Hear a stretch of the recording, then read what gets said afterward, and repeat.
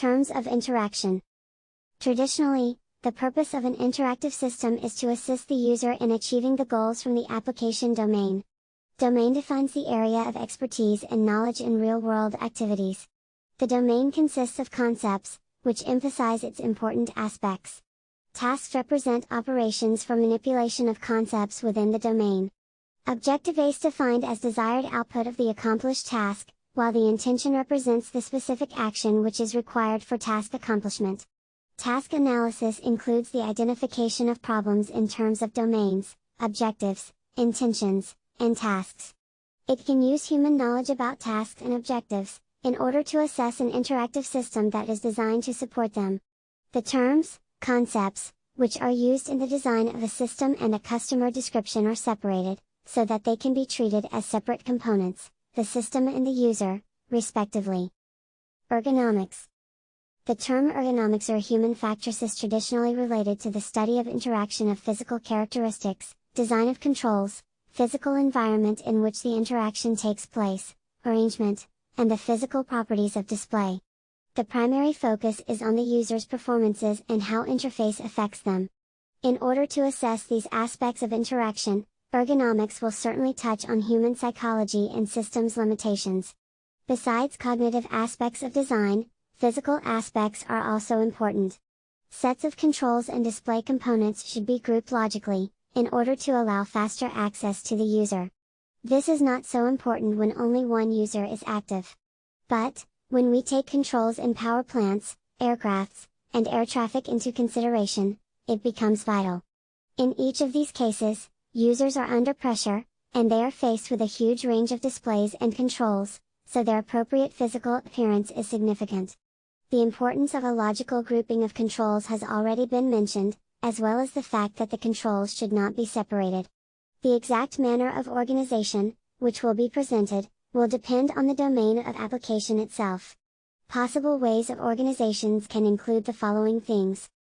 Functional controls and displays are organized to place together the elements which are functionally linked. Sequential controls and displays are organized to reflect the order of their use in a typical interaction. Frequent controls and displays are organized according to the frequency of usage, but the most commonly used controls should be easily accessible. Functional controls and displays are organized to place together the elements which are functionally linked. Sequential controls and displays are organized to reflect the order of their use in a typical interaction. Frequent controls and displays are organized according to the frequency of usage, but the most commonly used controls should be easily accessible. Apart from setting up the controls and displays, the whole interface system should be properly distributed according to the position of the user himself. Thus, for example, a user should be able to reach all necessary controls and to see all the displays without excessive body movement. The most important displays should be at eye level, and controls should be adjusted for space maneuvering. Display reflections should be avoided as well. Ergonomics deals with solving physical problems in the interface schedule and arrangement and takes into account the design of work environment as well. Where will the system be used? Who will use it? Will people sit, stand, or move around? Again, this will depend on the domain in a great extent, and it will be critical when it comes to specific controls and operational settings. However, the physical environment in which the system is used can affect the health and safety of its users. This should be taken into account in any design. Work on computer should not be considered as a dangerous activity, but one should bear in mind the possible implications of design on the health and safety of users. Factors in the physical environment directly affect the quality of interaction and users' performances. Position of a user. As previously mentioned, users should be able to fetch all of the controls comfortably and to see all the screens. Users should not stand for a long time, and if they are sitting, they should be provided with a rear seat backrest. If the user is ought to be in a certain position for a long time, for example, when typing, one should be provided with a certain period of time to rest.